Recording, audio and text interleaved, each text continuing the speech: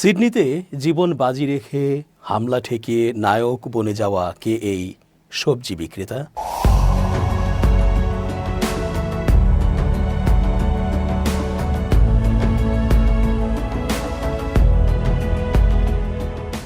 আসসালামু আলাইকুম প্রিয় দর্শক, আমন্ত্রণ আজকের আলোচনায়। চেঞ্জ টিভির আন্তর্জাতিক চোখ অনুষ্ঠানে এস জে রতন স্বাগত জানাচ্ছি। পৃথিবী যতদিন থাকবে সন্ত্রাসী কর্মকাণ্ড থাকবে, ছিনতাই, চুরি, খুন এগুলোও থাকবে দুর্নীতি, খারাপ কাজও। তবে এগুলো নিয়ন্ত্রণে রেখে সর্বোচ্চ চেষ্টা করা, শৃঙ্খলা ও ন্যায়পরায়ণতা যেন ঠিক থাকে সেজন্য অহর্নিশ কাজ করে যাওয়া। এটা সম্পূর্ণরূপে সরকার করতে সমর্থ হয়, কারণ সরকারের অস্ত্রসহ বাহিনী থাকে লোকবল, নেটওয়ার্কও। কিন্তু ব্যক্তি পর্যায়েও অনেক কিছু করার থাকে আমাদের, আমরা তা করতে চাই না। তারও নানা কারণ আছে সীমাবদ্ধতা ও বিশ্বাসের অভাব। ফলে ব্যক্তি পর্যায় থেকে খুব কমই দেখা যায় যে কোনো রক্তারক্তির ঘটনা ঘটছে আর কেউ সেই অস্ত্রের সামনে এসে ঝুঁকি নিয়ে প্রতিরোধ করছে। তবে সাহসী মানুষ হাতে গোনা কয়েকজনকে দেখা যায় যারা খুব সাহসী হয় এবং বিবেকের চূড়ান্ত তাড়নায় তারা ঠিক প্রতিরোধ করে থাকে। জীবন বাজি রেখে তারা লড়ে। এমনই ঘটনা ঘটেছে সিডনিতে। সিডনির বন্ডাই সমুদ্র সৈকতে গুলিবর্ষণের সময় এক হামলাকারীর কাছ থেকে অস্ত্র ছিনিয়ে নেওয়া সাহসী ব্যক্তির জন্য অনুদান একদিনেই 11 লাখ অস্ট্রেলীয় ডলার, অর্থাৎ বাংলাদেশি মুদ্রায় প্রায় 9 কোটি টাকা ছাড়িয়েছে। হাসপাতালে গুলিবিদ্ধ হয়ে অস্ত্রোপচারের পর সুস্থ হয়ে উঠছেন 43 বছর বয়সী আহমেদ আল আহমেদ। 2 সন্তানের বাবা মুসলিম এই অস্ট্রেলীয় নাগরিক গাড়ির আড়ালে আশ্রয় নেওয়ার পর পেছন দিক থেকে এক বন্দুকধারীর ওপর ঝাঁপিয়ে পড়ে তার রাইফেল কেড়ে নেন এবং তাকে মাটিতে ফেলে দেন। পরে দ্বিতীয় হামলাকারীর গুলিতে তিনি আহত হন। অস্ট্রেলিয়ার প্রধানমন্ত্রী আন্তনি আলবানিজ বলেন, আহমেদের সাহসিকতা বহু প্রাণ বাঁচিয়েছে। তিনি রাষ্ট্রীয় সম্প্রচার মাধ্যমে বলেন, গত 24 ঘন্টায় আমরা সন্ত্রাসী হামলায় মানবতার সবচেয়ে নিকৃষ্ট দিক দেখেছি, আবার একই সঙ্গে দেখেছি মানবতার শ্রেষ্ঠ উদাহরণ আহমেদ আল আহমেদ। বিপদের দিকে দৌড়ে গিয়ে নিজের জীবন ঝুঁকিতে রেখে অন্যদের বাঁচিয়েছেন। পরিবারের সদস্যরা জানান, আহমেদের হাত ও বাহুতে গুলি লেগেছে। অস্ট্রেলীয় পুলিশ জানায়, রবিবার বিকেলে ইহুদি এক ধর্মীয় অনুষ্ঠানে হামলা চালিয়ে 50 বছর বয়সী এক বাবা ও তার 24 বছর বয়সী ছেলে 15 জনকে হত্যা করে। এটি দেশটির প্রায় 3 দশকের মধ্যে সবচেয়ে ভয়াবহ গণগুলিবর্ষণ। আহমেদের বাবা মোহাম্মদ ফাতে আল আহমেদ জানান, তার ছেলে একজন অস্ট্রেলীয় নাগরিক এবং ফল সবজি বিক্রি করেন। তিনি বলেন, আমার ছেলে একজন নায়ক। মানুষের জীবন রক্ষার প্রবল তাগিদ থেকেই সে সন্ত্রাসীদের একজনের ওপর ঝাঁপিয়ে পড়ে অস্ত্র কেড়ে নিয়েছে। আহমেদের চাচাতো ভাই জোজে আলকানজি জানান, প্রাথমিক অস্ত্রোপচার হয়েছে, আরও চিকিৎসা লাগতে পারে। দেশ বিদেশের নেতাদের কাছ থেকে শ্রদ্ধা ও সমর্থন আসছে। নিউ সাউথ ওয়েলসের প্রিমিয়ার ক্রিস মিন্স সামাজিক মাধ্যমে জানান, তিনি সিডনির সেন্ট জর্জ হাসপাতালে আহমেদের সঙ্গে দেখা করেছেন।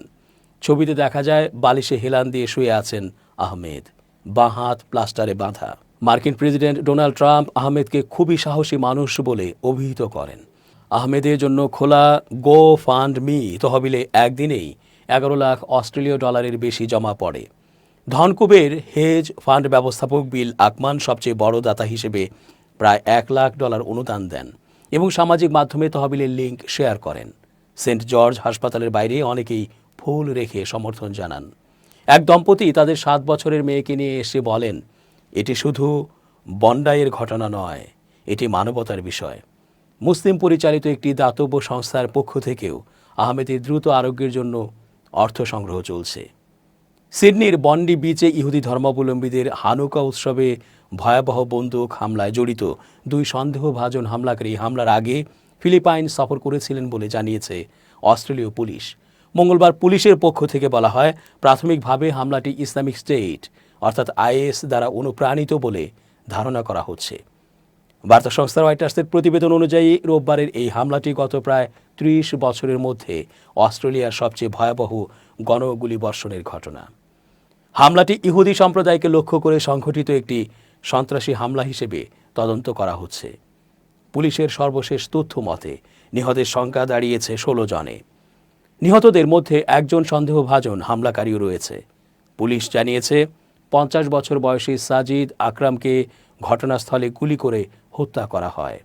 তার 24 বছর বয়সী ছেলে এবং কথিত সহযোগী নাভিদ আকরাম গুরুতর আহত অবস্থায় হাসপাতালে চিকিৎসাধীন।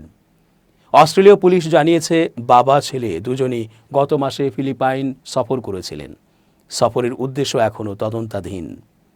ফিলিপাইনের অভিবাসন কর্তৃপক্ষ জানায় তারা 1 নভেম্বর ম্যানিলায় যান এবং সেখান থেকে দাভাওতে যান। 28 নভেম্বর তারা অস্ট্রেলিয়ায় ফিরে আসেন।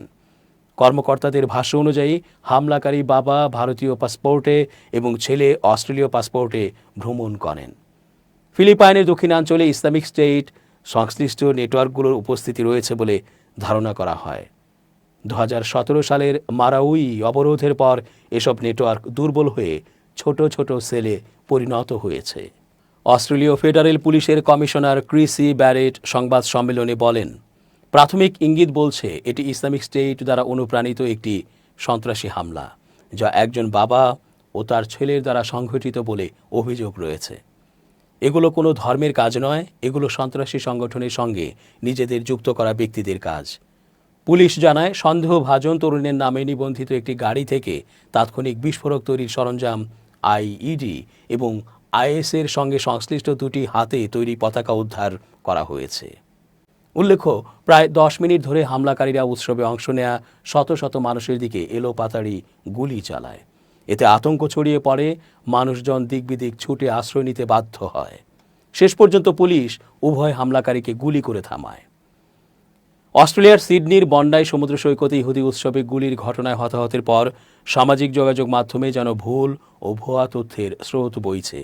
বিশেষ করে একজন বন্দুকধারীকে নিরস্ত্র করে প্রশংসায় ভাসা এক নায়কের পরিচয় নিয়ে ইলন মাস্কের এআই চ্যাটবট গ্রোকের ভুল তথ্য দেওয়ার ঘটনা আলোচনায় উঠে এসেছে।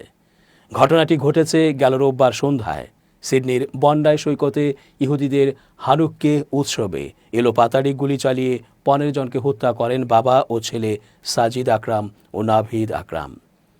পুলিশের পাল্টা গুলিতে নিহত হন 50 বছর বয়সী সাজিদ, আর 24 বছরের নাভিদ পুলিশি পাহারায় হাসপাতালে আছেন। এরই মধ্যে হামলাকারীদের পরিচয় নিয়ে নেট মাধ্যমে ছড়িয়ে পড়ে নানা ভুল আর ভুয়া খবর। বলা হচ্ছে ব্রেকিং। কোনো ঘটনার সময় এআই ব্যবস্থা ও সামাজিক যোগাযোগ মাধ্যমগুলোতে মিথ্যা প্রচারকে আরও বাড়িয়ে তোলার বিষয়ে থাকা উদ্বেগের সর্বশেষ ঢেউ এটি। সিডনির এই ঘটনায় 44 বছর বয়সী আহমেদ আল আহমেদ নামের এক ব্যক্তি বন্দুকধারীর কাছ থেকে অস্ত্র কেড়ে নেন। হামলাকারীকে নিরস্ত্র করে নায়ক বনে যান তিনি, যদিও নিজেও হাত ও বাহুতে গুলিবিদ্ধ হয়েছেন। এখন তিনি হাসপাতালে চিকিৎসাধীন। কিন্তু এআই চ্যাটবট গ্রোকে অন্য একজনকে এ ঘটনার নায়ক হিসেবে দেখানো হয়। ভুয়া একটি সংবাদে বলা হয়েছে হামলাকারীকে নিরস্ত্র করা ওই নায়কের নাম এডওয়ার্ড ক্র্যাবট্রি। বয়স 47 বছর। তিনি পেশায় আইটি বিশেষজ্ঞ। এমনকি সংবাদটিতে হাসপাতালে আহত অবস্থায় শুয়ে থাকা ভুয়া এডওয়ার্ডের বানোয়াট মন্তব্য প্রকাশ করা হয়। দ্য ডেইলি AUS.org নামের একটি ওয়েবসাইট থেকে ভুয়া সংবাদ প্রকাশ করা হয়েছিল। রোববারই আইসল্যান্ডে এই ওয়েবসাইট নিবন্ধন করা হয়েছে। জানা গেছে যুব সংবাদ ওয়েবসাইট দ্য ডেইলি AUS এর সঙ্গে এই ওয়েবসাইটের কোনো সম্পৃক্ততা নেই। সিডনিতে জন্ম নেয়া সাইবার নিরাপত্তা বিশেষজ্ঞ ও বাকক্রাউডের প্রতিষ্ঠাতা ক্যাসি এলিসের মতে এমন পরিস্থিতিতে ভুল তথ্য ছড়ানোর ঝুঁকি বেশি থাকে। হোয়াইট হাউস ও অস্ট্রেলিয়ার গোয়েন্দা সংস্থাগুলোকে পরামর্শ দিয়ে এই বিশেষজ্ঞ বলেন, এটা অবিশ্বাস্য, দুঃখজনক ও আবেগময় একটি ঘটনা। এটা লাখো মানুষের মনোভাবকে ভিন্ন দিকে নিয়ে যেতে পারে। এলিসের মতে এমন ঘটনার অর্থাৎ হামলার পর যখন চারপাশে ধোঁয়াশাপূর্ণ পরিস্থিতি থাকে, মানুষ নানা কিছু জানার জন্য বেশ উদ্গ্রীব থাকেন। ঠিক তখনই ভুল তথ্য ছড়ানোর প্রচুর সুযোগ তৈরি হয়। রবি ও সোমবার আহমেদ আল আহমেদকে নিয়ে একের পর এক ভুয়া তথ্য দিয়েছে গ্রোক। এতে ব্যবহারকারীরা যখন আহমেদের বন্দুকধারীর সঙ্গে লড়াইয়ের ভিডিওটি চ্যাটবটকে দেখান, তখন সেটি দাবি করে ফুটেজটি একজন লোকের পাম গাছে ওঠার একটি পুরনো ভাইরাল ভিডিও। অন্য আরেকটি ক্ষেত্রে আহত আহমেদের ছবিকে গাজায় হামাসের হাতে আটক এক ইসরায়েলি জিম্মির ছবি হিসেবে চিহ্নিত করা হয়। রেডিট এক্স আর হোয়াটসঅ্যাপের বিভিন্ন গ্রুপ চ্যাটে কৃত্রিম বুদ্ধিমত্তা বা এআই দিয়ে বানানো একটি ছবি ব্যাপকভাবে ছড়িয়ে পড়েছে। ছবিতে মেকআপ ও নকল রক্ত লাগানো একজন ব্যক্তিকে দেখা যাচ্ছে। ধারণা করা হচ্ছে আসল ছবিটি মানবাধিকার আইনজীবী আর্সেন অস্ট্রোভস্কির। রোববারের ওই হামলার ঘটনায় তিনি ঘটনাস্থল থেকে রক্তমাখা মুখ নিয়ে সংবাদ মাধ্যমে কথা বলেছিলেন। এছাড়া ঘটনাস্থলে থাকা দুজন নারী পুলিশ সদস্যদের ক্রপ বা কাটছাঁট করে ছোট করা ছবি সামাজিক মাধ্যমে ব্যাপকভাবে ছড়িয়ে পড়েছে। পূর্ব ইউরোপ ভিত্তিক ব্যারন ট্রাম্প ফ্যান অ্যাকাউন্ট থেকে এটি পোস্ট করা হয়। এতে দাবি করা হয় তারা পুরোপুরি নিথর বা মারা গেছেন। আরও বলা হয় বন্দুকধারীরা কোনো বাধা ছাড়াই ২০ মিনিট পর্যন্ত গুলি চালিয়েছে। ওই পোস্ট ১ লাখের বেশি বার দেখা হয়েছে। নারী বিদ্বেষমূলক প্রচুর মন্তব্য এসেছে, অথচ আসল ছবিটিতে অর্থাৎ ক্রপ না করা ওই ছবিটিতে রয়েছে বন্দুকধারীকে নিরস্ত্র করার পর ওই নারী পুলিশ সদস্যরা বেসামরিক লোকজনকে ঘটনাস্থল থেকে দূরে সরিয়ে দিচ্ছেন। নিউ সাউথ ওয়েলসে বসবাস করা পাকিস্তানি বংশোদ্ভূত এক ব্যক্তি দ্য গার্ডিয়ানকে বলেছেন, তার জীবন রীতিমতো দুঃস্বপ্নে পরিণত হয়েছে, কেননা বন্ডাই সৈকতে সন্দেহভাজন হামলাকারী হিসেবে তার একটি ছবি সামাজিক মাধ্যমে ব্যাপকভাবে ছড়িয়ে পড়েছে। ওই ব্যক্তির নামও নাভিদ আকরাম, বয়স ৩০ বছর। মূলত হামলাকারীর সঙ্গে নামের মিল থাকায় তার ছবি ভাইরাল হয়েছে। ভুল করে তাকে হামলাকারী ভাবছে অনেকেই। মূলত ভারত ভিত্তিক অ্যাকাউন্টগুলো থেকে নাভিদের বিষয়টি ছড়িয়েছে বেশি। সিবিএস নিউজ নির্দোষ নাভিদের বিড়ম্বনা নিয়ে প্রতিবেদন করেছে। ডোভার হাইটস ও ডাবল বেতে সমন্বিত হামলার মিথ্যা দাবিও সামাজিক মাধ্যমে ছড়িয়ে পড়েছে। এর পরিপ্রেক্ষিতে নিউ সাউথ ওয়েলস পুলিশ একটি বিবৃতি দিয়ে বলতে বাধ্য হয়েছে, ডোভার হাইটস এলাকায় এমন কোনো ঘটনার খবর পাওয়া যায়নি। দয়া করে অসমর্থিত তথ্য বা গুজব ছড়াবেন না। অস্ট্রেলিয়ার সেফটি কমিশনারের দপ্তরে সিডনির হামলা ও হত্যাকাণ্ডের ফুটেজ দেখানোর বিষয়ে একাধিক অভিযোগ জমা পড়েছে। কমিশনার নিয়ন্ত্রক প্ল্যাটফর্মগুলোতে মনে করিয়ে দিয়েছে, সংবেদনশীল আধেয়র বা কন্টেন্ট এক্ষেত্রে সতর্কতামূলক লেবেল ও ঝাপসা ফিল্টার ব্যবহার করা উচিত। প্রতিক্রিয়া জানতে এক্সের এআই চ্যাটবটের সঙ্গে যোগাযোগ করা হয়েছিল। স্বয়ংক্রিয় উত্তর পাওয়া গেছে, প্রথাগত বিদ্যমান সংবাদ মাধ্যম মিথ্যা বলে।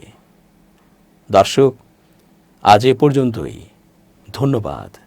change tv.press এক ফোঁটা হলুদ নেই।